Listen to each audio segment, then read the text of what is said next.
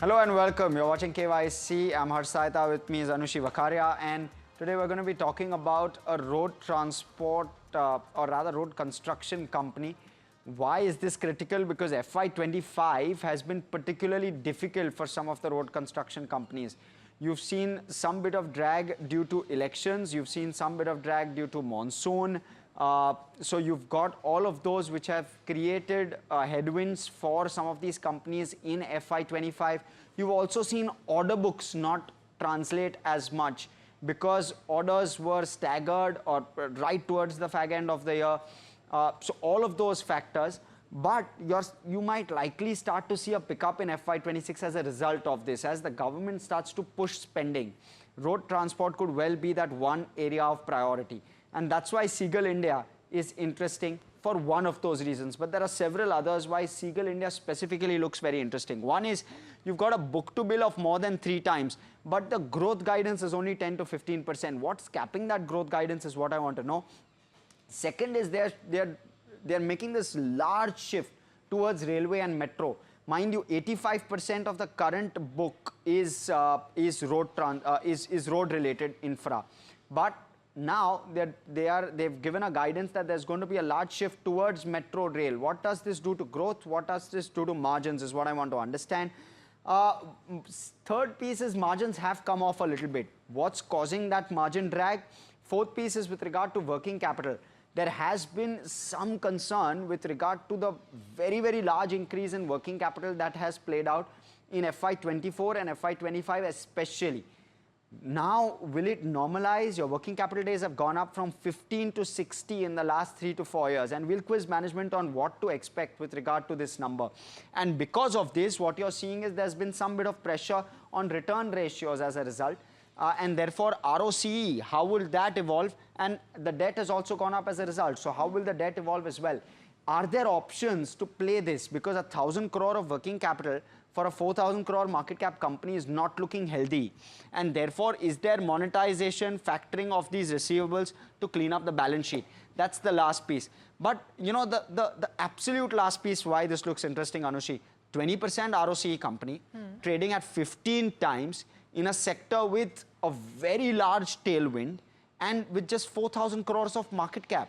And valuations as well. Correct. So 15 times. 15. And therefore, looking quite interesting among all the other road transport operators that are out there.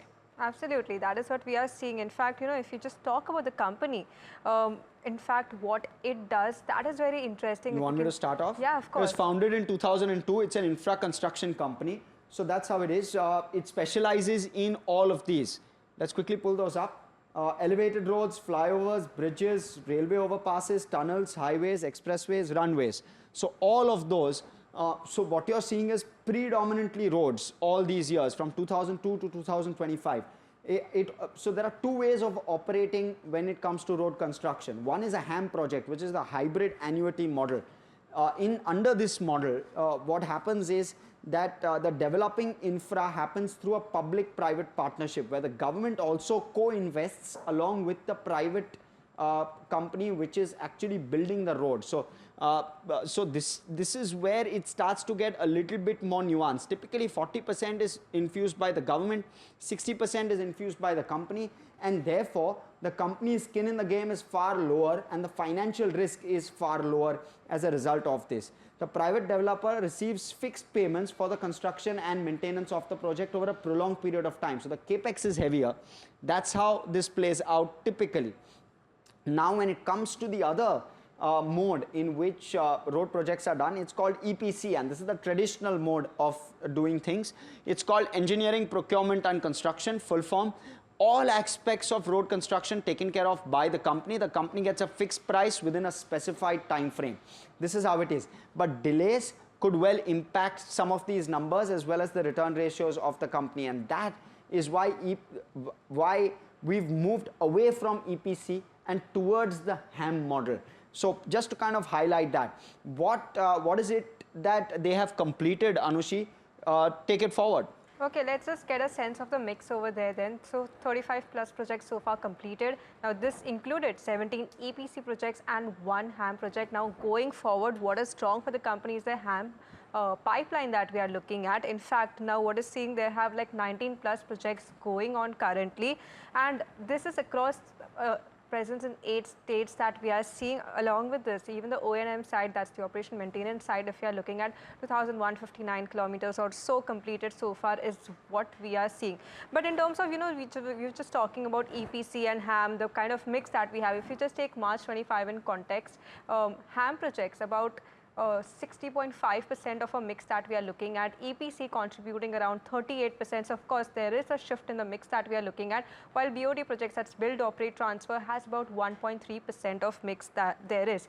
Now, in terms of the segments, now this is where it gets interesting. About currently around 80% of around 82.9% of mix that we are seeing from roadways, highways, flyovers. But so that is the kind of mix that we are seeing, while railways and metros, if we are seeing, that contributes about 13.1%, 13.3% of a mix, while tunnels and bus terminal have like a minimal mix is what we are seeing over here. Key geographies for the company include something like Uttar Pradesh, Jharkhand, as well as Punjab. So this is where the presence is across the 8 states that we are looking at. Okay, so that's with regard to the states. Of course, when you're looking at the segment mix, I want to reiterate that 83% roads, 83% roads, this number is incorrect. 83% roads, railways and metros is 13%, tunnels and bus terminals is less than 4%. That's the current mix. They are looking to shift that mix more towards railways and metros. Of course, currently about 80% is tied up with NHAI. That is what we are seeing. At the, to focus on the growth forward, the other verticals, they are increasing their verticals as well for that. Correct. But let's go across to the income statement, Anushi. Right. So if you talk about the income statement, now it's an interesting picture that we are building over here. Taking in consideration what has happened in the last 3 years and what has happened in this fiscal year is what we are looking at. It's about a 45% of a CAGR growth that we are looking at in terms of where the income statement numbers are considered. So to 3,437 crore was roughly the figure that we saw in FY25, while margins, what was in the range of 16% to 17% was about 15% in this financial year. Net profit also has recorded about a 32% of a CAGR growth. So it's on the stronger side that we've seen the last 3 years of financials shaping up, but going forward, the management has guided for a 10 to 15% of a mix. So that is interesting to play out. As we had spoken earlier as well, order book continues to remain on the stronger side. It's about a 3 times of a multiple that we are looking at. So the main question now remains on the execution side of the business, right, Harsh? Absolutely, and we'll quiz management on that, or we already have. So you'll have to listen into the interview. But before that, let's quickly also look at how the balance sheet is evolving. When you're looking at equity, it's a healthy mix. When you look at it from a price to book perspective, it's trading at a little over 2 times. But look at the borrowing number, and I want to highlight that for you. 700 crore in FY23, FY24 1061 crore, 1700 crore in FY25. Have cash balances gone up? Yes, but not proportionately.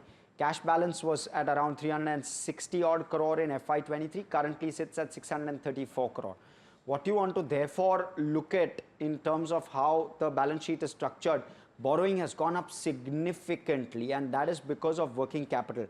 Let me quickly highlight for you how the working capital numbers are looking. In terms of your trade receivables, they've gone up from 300 crore to 680 crore, and your loan and advances have gone up from around 50 crore to 1,100 odd crore. So working capital requirements have just ballooned. Your working capital currently sits at around 3,000 crore excluding cash, which is a large amount on a 4,000 crore balance sheet.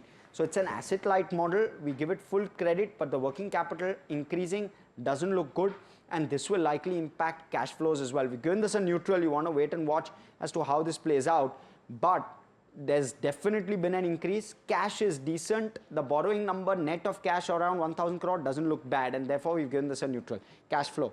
cash flows, as you just mentioned about the working capital impact playing on the cash flow cycles as on the cash flows as well. So over FY23 to 25, we've seen this substantial declines in terms of where the operation number is concerned. 520 crore was the figure that we last saw. Now, increase in receivables is one factor. Along with that, payables is also another factor that we are seeing, which has resulted in this decline in cash flow that we are seeing. Net cash flows, however, was at 197 crore. But considering the working capital management and what is the outlook forward for the receivables is something that would continue to have an impact on the cash flows that we are seeing. But that brings us to the return ratios. Yeah, so let's look at the return ratios. They're not looking too bad, frankly. You're still seeing a decent amount in terms of the percentage looking quite strong. It used to be 30%, sure, it's come off, sure. But would I be bothered by a 19% return on capital employed? Not so much, right? You'd be quite satisfied with that kind of a number, and that's the kind of number that you're seeing on your screen, and therefore we've given this a clear thumbs up. Shareholding, Anushi. So in terms of where the shareholding pattern is concerned, 83% of it still with the promoters is what we are looking at, while FIIs, DIIs have a lesser mix in this. FIIs almost about 1.5%, DIIs have about 8.2% of the stake, which leaves about 8.2% of stake with the public. So on the basis of the promoter holding and the public, what is left with them, given this a thumbs up on the basis of that. So that brings us to the next parameter, Hersh. Yeah, let's look at street cred. How are the ratings on this one? When you're looking at the IPO price, it was 401, currently sitting at 245. So it's been, frankly, it's been a difficult journey for a shareholder who's holding this one. The 52-week high on the stock is 425 rupees a piece. It listed only in August of 2024, something else to keep in mind. So from 425, if a shareholder is holding it, it's come off quite sharply, 40% plus since listing, and year-to-date returns down 31%, negative 31% returns year-to-date, not looking good, and therefore we've given this a thumbs down. Okay, but the question ahead is, are valuations now favorable considering the kind of stock price movement that has played out and the growth trajectory that we are seeing now? Because if we look at the multiples now, Ceigall, if we look at 14 times of a current P, that is what we are seeing, and this in context with 2-year forward P is around 9 times. Comparing this with the competitors is 22 times. So over here, we are seeing that upside coming in terms of where the valuations are concerned. In terms of 2-year forward P, for competitors, that's around 15 times. So that is again higher than what we are seeing for Ceigall. So some bit of an advantage that can play out for in terms of where the valuations are concerned, Hersh? Yeah, it seems like we did mention that at 15 times, it doesn't look bad at all. In fact, it's well below competitors' average, and 2-year forward, equivalent to 2-year forward of competitor average, and that's why we've given this a thumbs up. But let's look at street coverage as well, and within that street coverage, very limited to muted street coverage. 2 buys, 1 hold, an upside potential which is very strong, and therefore what we've done is we've been cautious about this. We've given this a neutral. Mind you, we spoke with management, but the guidance suggests that you have 10 to 15% growth going forward, margins likely to sustain at current levels. And the outlook is coming up on your screen as we speak. So all of that as part of the outlook, and therefore, would you want to consider all of the parameters and all of the key metrics with regard to street coverage, because there are only 3 analysts covering this one. But let's quickly look at the overall ratings and sum it all up, put it all together. Your income statement is a thumbs up, given the kind of strong growth that we've seen. Balance sheet is a neutral. Cash flow is a thumbs down because of working capital changes that have happened and adversely affecting the numbers. Return ratios is a thumbs up because you've got late teens kind of return ratios, very healthy. Shareholding, 82% held by the management. Street cred is a thumbs down because from the IPO price, the stock is down substantially. Valuations, thumbs up. Street coverage, neutral. We spoke about those. And that brings us to 5 out of 8 on our KYC ratings. But let's move on. We spoke with the management earlier today. We had Mr. Ramneek Sehgal, who's the managing director at Ceigall India, listening to that entire conversation. You've given a growth guidance of 10 to 15% for FY26. Let me start off with that. What's capping that guidance? Your book to bill is over 3, and you've got a very strong pipeline for FY26 in terms of order book guidance as well. So yes, we have a great order book, but the HAM projects, we have about 9 HAM projects, one BOT. So HAM projects typically take about 1.5 years to 2 years to start, because it has a financial closure time of 150 days. Then you have to set up a SPV, which has another additional 45 days. So good thing is one of the HAM projects already started at the end of the March. Second and third, we are expecting by September, and the fourth one we are expecting before the third quarter. So good 4 large HAM projects will be started, and the order book value, as I said before, is not a problem for Ceigall as such. What about competition, sir, in this space? Are you seeing heightened competition? So yes, EPC especially, the competition is crazy. But the good thing is government has changed the qualifying criteria also. If you would have seen, it got changed last month only. And we are expecting changes would be there from the BOT and HAM side also. HAM we are expecting in a month's time, and which would only the strong and the large companies can bid for those large projects. Okay, and sir, what should therefore, how should therefore the mix change, because you're going towards rail metro? How should therefore your mix change, and what's the impact of that and competition on your margins? Talk to us about that. So Ceigall is a growing company. At very young, we had about 10 verticals. We have about 3 metros. We are doing Kanpur, Agra, and Bhubaneswar. And we've already quoted for Delhi Metro. We've already quoted for Kolkata. We've already quoted for Bangalore. Metro is going to be a real boom. And besides the metro, it will be underground. So there's a lot of underground work coming, which is tunneling. And the way the world is going and the things are happening, a lot of things has to be constructed underground. Underground. If you see these large countries, they are only predicting that they have the underground network where they can go after all this, the tension is happening. So a lot of work would be there in underground, and we are really looking forward for that. We've already quoted for one cut and cover metro in Kolkata. Okay, Mr. Sehgal, this is Anushi joining in as well. Now, I want to get a sense on the margin trajectory that we've been seeing. Now, it's in the range of 13 to 15%. It was off from the 17% of a mark that we'd seen earlier. Just want to understand, going forward, what is the sustainable range that you're looking in terms of where the margins are concerned, considering that there's also going to be a change in terms of where the order book mix is concerned with the NHAI mix going down. So just want an overall picture on that front. Good morning, Anushi. So first thing is, we don't have a dearth of work. We are already working in 10 states, and we have about 10 verticals. If we don't get work in road, we go into airports. We don't get an airport. We have metros. We have tunneling. So we have so many businesses within Ceigall that getting new order book would not be a challenge. Now talking about the margins.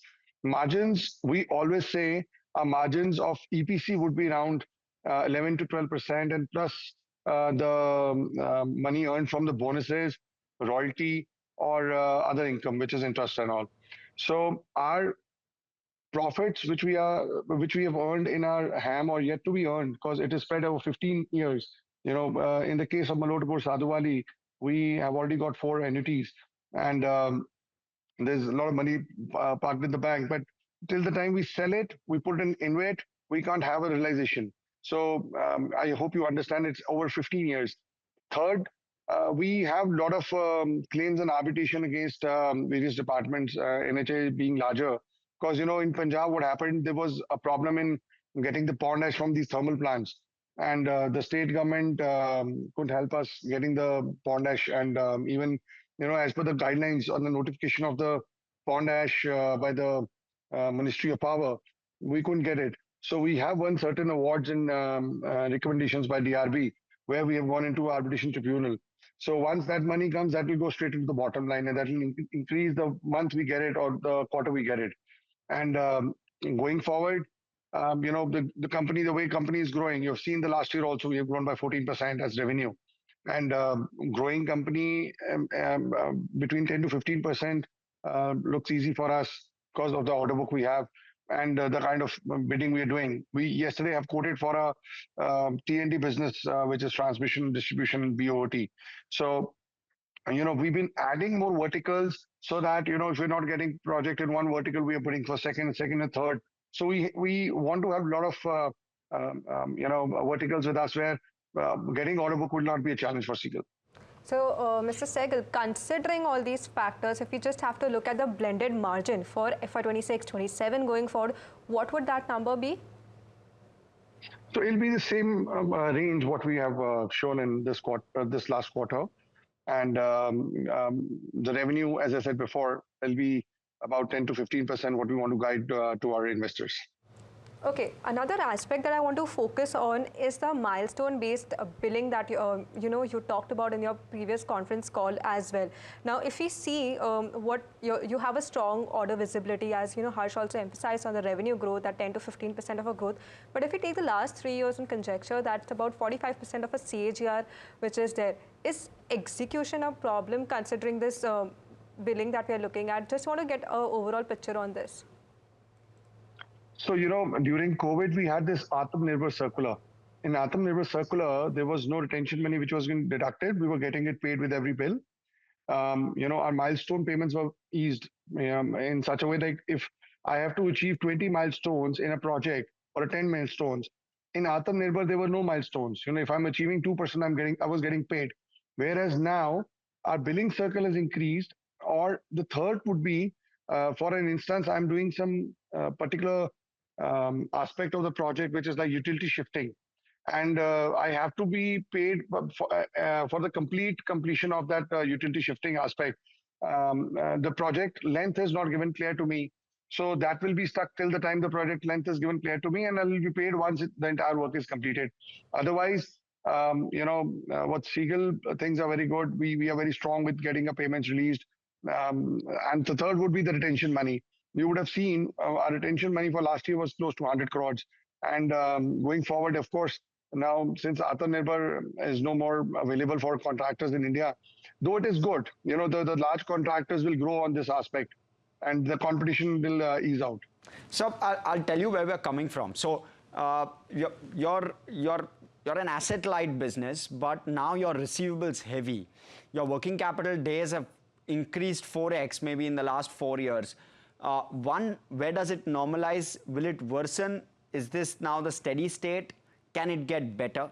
And two, is there a possibility of this receivable unwinding even in a small fashion, because that will make a significant impact, because your market cap is 4,000 and your receivable is 1,000 in crores. So give us that perspective. So first of all, in 4 years, we have grown 4x also. Yes. So I hope. And secondly, we are doing, we have about 9 projects in HAM. And you can understand the government pays 40% during construction and 60% in 15 years. So the receivable will increase. And the government pays 40% GST with the, execution. Rest of the GST comes with, annuities. So you need to understand, if you have to do a business of HAM and BOT, your receivable will increase. Thirdly, as I said before, sometimes, the land is not given clear to us. Till the time the land is given clear to us, we can't complete that milestone. Fourth is, the retention money, which is, increased. So if you see out of the 1,000 crores, the 100 crores is close to the retention money. And milestone payment, of course, due to this Atmanirbhar, it has stretched to 3 to 4 months. And again, I said, this will be good for the industry. Why? Because earlier the guys were quoting A, B, C, D, 30, 40%, because, there is no retention money, no milestone payment. So they were just quoting it easy and taking it lightly. Whereas now, I think the strong and larger companies will sustain and, going forward, I don't think the payment from NHA would be a problem. There could be the milestone delay or that kind of story. Otherwise, there's no delay from the payment. NHA is a AAA rated. So do your working capital days, sir, go up or come down? Give us that perspective, or is this now the normalized level? So it should be around the same, what we have shown in this last quarter. Okay. We're trying to achieve that.